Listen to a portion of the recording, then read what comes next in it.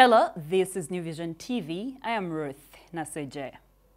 Now, since Ugandans bask in a wide range of freedoms, even to the detriment of their lives and livelihood, many will consider plans to regulate the time of drinking alcohol and gambling as a limitation to their freedom. Over the recent years, drinking alcohol and gambling preoccupies many to the extent of breaking families and jeopardizing their work.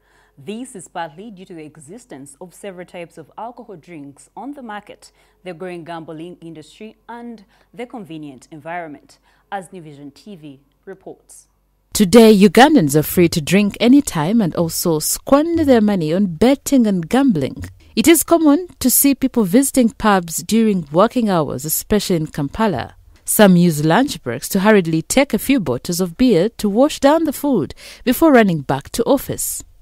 Others break off from work early to go to pubs where they stay until the next day. In several trading centers in Kampala, drinking goes on throughout the day, leaving one wondering when the consumers go to work and where they get the money to pay for the booze. Also, hundreds, including youths, wake up to gamble, playing cards and board games like Ludo and Omweso. Then there are those who meal around betting houses in the afternoon for football matches results to determine their fortunes. Pubs in Kampala's suburbs, including in Tinda, Wandegea, Kabalagala, operate 24 hours a day of the week. Some revelers spend their evenings and nights there. Those who have jobs retire to their homes at 6 a.m. to change and go to work, while the self-employed have the luxury of leaving the pubs anytime. And the unemployed spend time playing board games and drinking cheap alcohol packaged in sachets. President Museveni sounded more concerned that the two habits are now pervading rural areas where people begin drinking as early as 9 a.m. We are going to make laws to regulate drinking hours and gambling hours. Mugenda kukiwagira. Abanakiwagira nti si kirungi abantu okunywa omwenge okutandikira ssaawa 3 olunaku lwonna ali ku mwenge bali kuzaala bani abawagira kandi ab'emikono gyammwe kirabika abatamiivu be basinga obungi wano. Unlike in residents of urban areas, many in rural areas have work to do in their gardens but instead spend most of the time in local drinking places. They leave the garden work to the women and yet sell off all the harvest and spend the money on drinking and gambling. Operators of the betting houses have sniped these men's pension to gamble and expanded their business to rural areas. Several surveys have ranked Uganda high among countries that consume a lot of alcohol. The long drinking hours, numbers of people involved, and availability of several drinks have pushed Uganda to compete with top alcohol consumers in the world.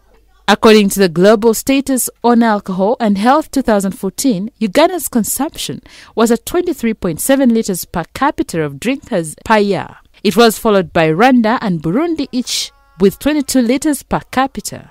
Kenya and Tanzania had 18.9 and 18.4 liters respectively.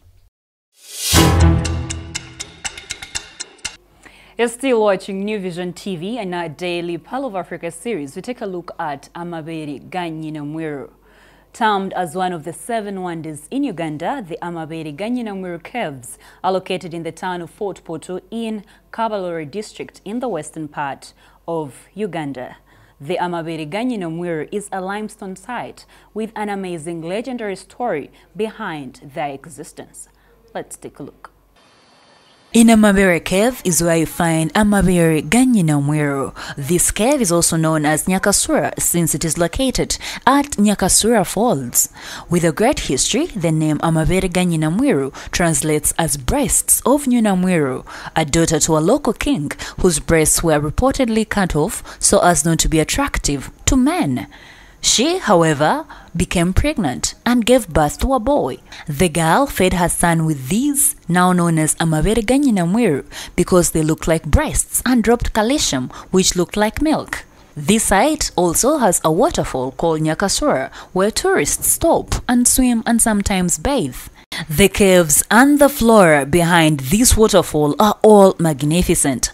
Besides these beautiful glens, more activities to indulge in are camping, having picnics, nature walks, and also swimming. For more Pearl of Africa stories, visit our website www.newvision.co.ug.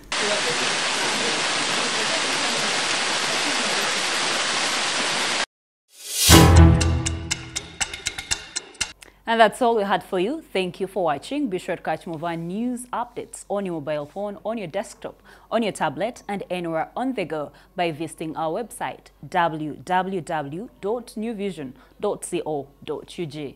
I am Ruth Naseje.